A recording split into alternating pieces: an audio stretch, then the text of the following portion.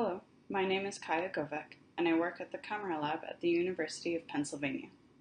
Today, I am presenting our poster on single-cell transcriptomic analysis of highly multiplexed cytometry data via antigen mapping.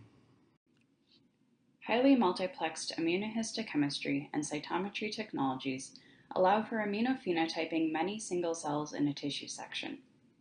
We focus on the data produced by co-detection by indexing, or codex, but the methods discussed are broadly applicable to any such technology. Recent advances allow these technologies to measure the expression of a large panel of up to 50 antibodies, often requiring automated gating approaches to resolve cell types.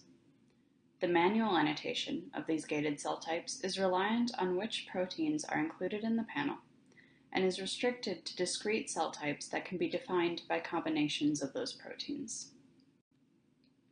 On the other hand, single-cell RNA sequencing technologies allow for a higher resolution of more nuanced cell states based on the expression of thousands of genes.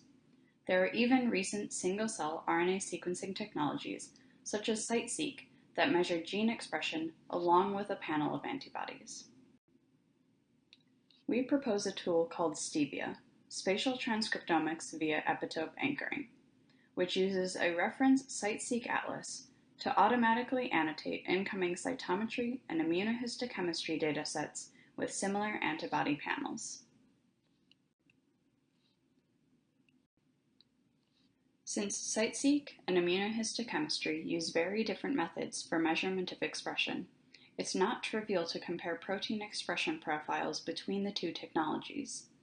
We first applied a normalization scheme using a two-component mixture model to separate the antibody signal from background noise.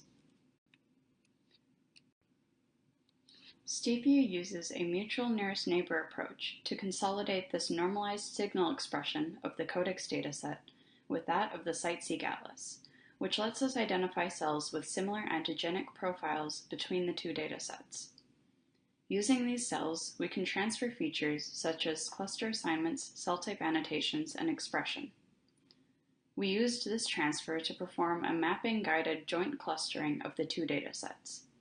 We compute a hierarchical, density-based clustering of the mRNA data with a cost function given by the modularity of the mapped clusters in the immunohistochemistry data.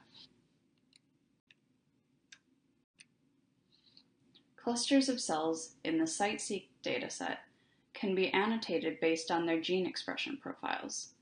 We used differential gene expression and spectrograph methods to annotate subtle cell populations of the mRNA dataset. We could then transfer these annotations to define cell populations in the immunohistochemistry dataset informed by transcriptomic expression. This automated annotation process can be applied to any immunohistochemistry or cytometry dataset for which you have a matching CYTOF reference atlas. To show this, we followed the same steps for a non-imaging CYTOF dataset of the mouse spleen, and compared our mapping-guided clustering and automated annotations with manual annotations of an X-shaped clustering. We identify many of the same populations in an automated manner, and identify additional subcategorizations of the cell types with help from the gene expression profiles.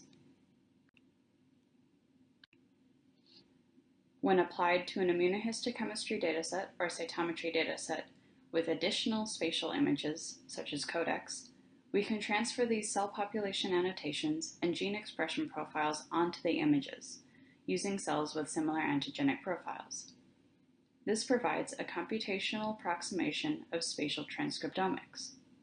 We validated the spatial patterning of transcriptomic profiles of two marker genes using single-molecule RNA fluorescent in situ hybridization.